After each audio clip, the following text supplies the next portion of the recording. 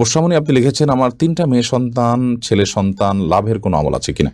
রাতে কাপড় খোলা ছাদে নাড়া থাকলে সে কাপড়ে নামাজ হয় না, এটা কতটুকু সঠিক? আমার মা ওমরা হজ করবেন, আমার বাবা প্রবাসী, আম্মু কি দেশে থেকে অন্য কারোর সাথে গিয়ে আব্বুর সাথে হজ করলে গুনাহ হবে কিনা? পালক মেয়ের সাথে নিজের পেটের ছেলের বিয়ে দেওয়া যাবে কিনা? দোকানের রুজির বরকতের জন্য কি সূরা বা কোনো দোয়া লিখে ওয়ালমেটে টাঙিয়ে রাখা যাবে? নিয়ত না করে রোজা রাখলে রোজা হবে কিনা? যে জামা কাপড় পরে সহবাস করা হয় সেই জামা কাপড় কি নাপাক হয়ে যাবে, সেটা পরে নামাজ পড়া যাবে কিনা? কি আমল করলে দিনদার বিবি আল্লাহ তাআলা মিলিয়ে দিবেন, দয়া করে আমলটির কথা জানাবেন। চাচাতো বোনকে বিবাহ করা যাবে কিনা? জুমার নামাজ আদায় করতে গেলে আগে যাওয়ার কারণে বসে থাকতে হয়, মাঝে মাঝে চোখ লেগে আসে, মানুষ বেশি হওয়ায় উঠতে পারে না, এর কারণ কি? এর কারণে উযু ভেঙে যাবে? সাকিব শিকদার আপনি লিখেছেন, আমার মা ওমরা হজ করবেন, আমার বাবা প্রবাসী, আম্মু কি দেশে থেকে অন্য কারোর সাথে গিয়ে আব্বুর সাথে হজ করলে গুনাহ হবে কিনা? আপনার মা ওমরাহ করবেন, আলহামদুলিল্লাহ। আপনার বাবা একজন প্রবাসে আছেন তিনি, কিন্তু আপনার মা যে সফর করে যাবেন সেই সফরে তো তার সাথে কেউ থাকছে না, যার কারণে তার সফরের এই অংশটা গুনাহ হবে। হ্যাঁ, ওমরা করার সময় আপনার বাবা থাকছেন, সাথে থাকছেন, বা ওখানে যে সফরটা আছে সেই সফরে আপনার বাবা থাকছেন, তাহলে সফরের সেই অংশটা গুনাহমুক্ত হচ্ছে, জাস্ট এটুকু। কিন্তু তিনি ঠিকই গুনাহগার হচ্ছেন, এখান থেকে তিনি মাহরাম ছাড়া সফর করছেন। সেজন্য আমরা অনেকে মনে করি যে এখান থেকে মাহরামরা বিমানে তুলে দিলেন, আবার ওখান থেকে মাহরামরা রিসিভ করলেন, এতে জায়েজ হয়ে যাবে না। তাহলে বিমানের মধ্যকার যে সফরটা, এই সময়টাতে তার সাথে তো মাহরাম থাকছে না, বিধায় এটা গুনাহের কারণ হবে। এমনি কারাম হোসেন আপনি লিখেছেন, নিয়ত না করে রোজা রাখলে রোজা হবে কিনা? না, নিয়ত ছাড়া কোনো আমল আল্লাহর কাছে গ্রহণযোগ্য হবে না। ইন্নামাল আমালু বিন্নিয়াত। বিধায় আপনি সারাদিন না খেয়ে থাকলেন, এবং না খেয়ে থাকাটা হয়তো আপনার গ্যাসের কারণে, অসুস্থতার কারণে, কিংবা কোনো ডায়েট করার জন্য, কিংবা খাদ্যের অভাবের কারণে আপনি না খেয়ে থাকছেন। তো এই না খেয়ে থাকাটাকে আপনি ইবাদত হিসাবে গণ্য করতে পারবেন না, এবং এটা হিসাবে গণ্য হবে না যদি আপনার মধ্যে রোজার নিয়ত না থাকে। হ্যাঁ, আপনি যেটাকে যথাসময় রোজার নিয়ত করেছেন, দুপুরে 10টা পর্যন্ত 9টা পর্যন্ত আপনি খান নাই, এরপরে আপনি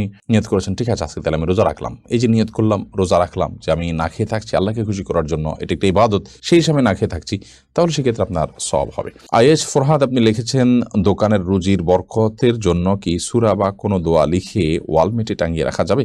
দোকানের রুটি এবং বরকত লাভের জন্য আপনি আল্লাহ তাআলার কাছে বরকত লাভের যে আমলগুলো আছে তাকওয়া যদি অবলম্বন করে বান্দা, আল্লাহ বলেছেন লা ফাতাহা আলাইহিম বারাকাতুম মিনাস সামা, আসমান থেকে বরকতের সমস্ত দুয়ারগুলো খুলে দিবেন। অতএব বরকত লাভের জন্য যে আমলগুলো কোরআনে বলা আছে সেগুলো আপনি করবেন, বিসমিল্লাহ বলে শুরু করবেন, তাকওয়ার উপরে প্রতিষ্ঠিত থাকবেন, ইত্যাদি ইত্যাদি, এই কাজগুলো করবেন। এছাড়া সূরা টাঙিয়ে দিলে বরকত হবে এমনটি মনে করার কোনো কারণ নেই, বরং এভাবে সূরা টানিয়ে দেওয়ার বিশেষ কোনো লক্ষ্য বা উদ্দেশ্য থাকে না, যেটা কেন টাঙিয়েছে এটা দেখে তো কেউ পড়তে পারে না অনেক সময়, জাস্ট সৌন্দর্যের জন্য। অনেক উলামায়ে কেরাম ওয়ালমেট হিসেবে এইভাবে সৌন্দর্যের জন্য টাঙিয়ে রাখাটাকে নিষেধ করেছেন, যে এটা কোরআনের অমান এবং অসম্মান। কোরআন আসলে আপনার বাসার সৌন্দর্যের জন্য ব্যবহৃত হবে, এটি কোরআনের সাথে যায় না, এটা অনেক উলামায়ে কেরাম বলেছেন, যদিও এর বিপরীত মত আছে। বিধায় বরকত লাভ হবে এর কারণে সেই উদ্দেশ্যে এটি করবেন না, বরং আল্লাহর কালাম, এটা দেখে আমার মনে হবে আমি তেলাওয়াত করব, ওই আয়াতটা পড়বো, ওখানে শিক্ষাটা নেব, সেই উদ্দেশ্যে আপনি টাঙিয়ে রাখলেন, সেটা হতে পারে। এরপরে মোহাম্মদ রাসেল, হ্যাঁ, এর থেকে আপনি লিখেছেন, পালক মেয়ের সাথে নিজের পেটের ছেলের বিয়ে দেওয়া যাবে কিনা? হ্যাঁ, দেওয়া যাবে, যেহেতু পালক মেয়ে সে আপনার আসল মেয়ে না,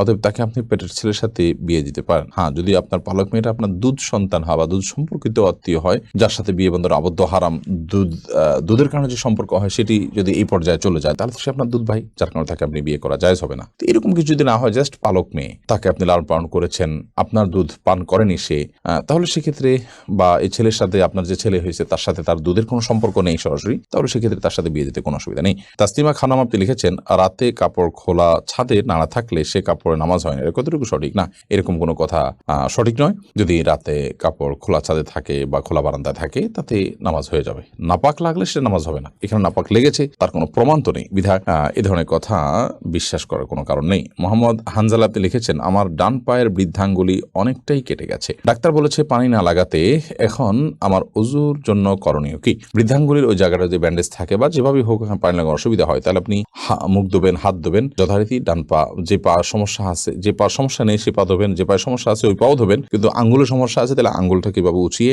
আস্তে আস্তে করে আলতো করে পানি দিয়ে বাকি পুরো অংশটা আপনি ধোবেন ভালো করে, যাতে শুকনো না থাকে। যে আঙ্গুলটা ধোয়া নিছে সেটার উপরে ভিজা হাতকে দিয়ে হালকা আলতো করে মুছে নিলেন, বাস, তাতেই আপনার ওযু হয়ে যাবে ইনশাআল্লাহ তাআলা। গাউসিয়া জামে মসজিদ এটি থেকে আপনি লিখেছেন, রাস্তার দুপাশে দুই সমাজের দুই মসজিদ থাকতে পারবে কিনা?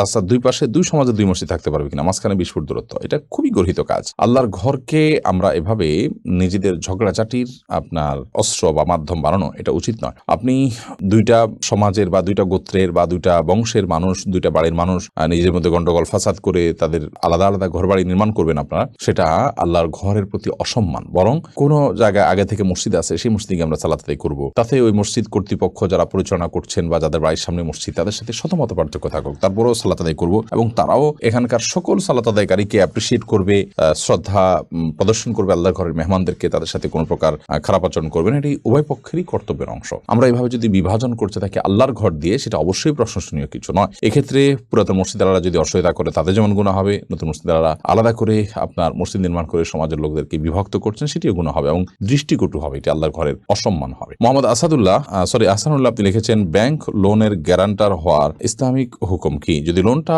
সুদভিত্তিক না হয় তাহলে সেক্ষেত্রে গ্যারান্টার হতে কোনো অসুবিধা নেই, আর সুদী লোনের গ্যারান্টার যদি হয় তাহলে সেক্ষেত্রে অবশ্যই গুনাহ হবে, কারণ সেখানে অন্যায় আপনি সহযোগিতা করছেন। এমনি সেলিম রেজা কাজল আপনি লিখেছেন, যে জামা কাপড় পরে সহবাস করা হয় সেই জামা কাপড় কি নাপাক হয়ে যাবে? অর্থাৎ যেটা পরে সেটা পরে নামাজ পড়া যাবে কিনা? যা কাপড় চোপড় পরে সহবাস করলেই সেটা নাপাক হয়ে যাবে না। যদি সেখানে নাপাক লাগে তাহলে সেক্ষেত্রে সেটা নাপাক হবে, আর যদি নাপাক না লাগে তাহলে সেটা নাপাক হবে না। অতএব এটি নির্ভর করবে যে নাপাকটা লেগেছে কি লাগেনি তার উপরে। এমনি সবুজ আপনি লিখেছেন, কি আমল করলে দিনদার বিবি আল্লাহ তাআলা মিলিয়ে দিবেন? দয়া করে আমলটির কথা জানাবেন। নেককার স্ত্রী পাওয়ার জন্য নিজে নেককার হওয়ার চেষ্টা করবেন, নেককার মানুষদের সাথে উঠা বসা করবেন, সেরকম চেইন মেনটেন করবেন যারা নেককার, তাহলে তাদের মাধ্যমে আপনি নেককার স্ত্রীর সন্ধান পাবেন। সেই সাথে সূরা ফুরকানের ৭৪ নম্বর আয়াতে যে দোয়া আছে সেটি পাঠ করবেন, নিজের জীবনসঙ্গী যেন নেককার হয়। রব্বানা হাব লানা মিন আজওয়াজিনা ওয়া যুররিয়াতিনা কুররাতা আয়ুন। মোহাম্মদ শহীদুল এখন আপনি লিখেছেন, জুমার নামাজ আদায় করতে গেলে আগে যাওয়ার কারণে বসে থাকতে হয়, মাঝে মাঝে চোখ লেগে আসে, মানুষ বেশি হওয়ায় উঠতে পারে না, এর কারণ কি? এর কারণে ওযু ভেঙে যাবে? হালকা ঝিমুনি যদি আসে, বসে বসে ঝিমান, কোনো কিছু এর সাথে হেলান দিয়ে না ঘুমান, তাহলে সেক্ষেত্রে ঝিমুনি এসে আপনি এদিক সেদিক পড়ে যাচ্ছেন, তার কারণে ওযু ভাঙবে না। তানভীর আহমেদ তাসিন আপনি লিখেছেন, চাচাতো বোনকে বিবাহ করা যাবে কিনা? চাচাতো বোন অবশ্যই আপনি তাকে বিয়ে করতে পারেন, যদি আপনার তার সাথে যদি দুধ বোনের কোনো সম্পর্ক না থাকে, অর্থাৎ একই মায়ের যদি পান না করে থাকেন, তাহলে সেক্ষেত্রে চাচাতো বোনকে বিয়ে করা যাবে, কোনো অসুবিধা নেই, কারণ আপনার চাচাতো বোন আপনার মাহারাম নন মাহারাম বিধায় থাকে, আপনি বিয়ে করতে পারেন। বর্ষামণি আপনি লিখেছেন, আমার 3টা মেয়ে সন্তান, ছেলে সন্তান, লাভের কোনো আমল আছে কিনা? আপনি রব্বি হাবলি মিনাস সলিহিন এই দোয়া পড়তে পারেন, রব্বি লা তাযারনি ফারদা ওয়া আনতা খায়রুল ওয়ারিসিন এই দোয়া পড়তে পারেন। এই সমস্ত দোয়ার মাধ্যমে আল্লাহ তাআলা আপনাকে নিঃসন্তান লাভ করার সুযোগ দিবেন ইনশাআল্লাহ বিইذنিল্লাহ।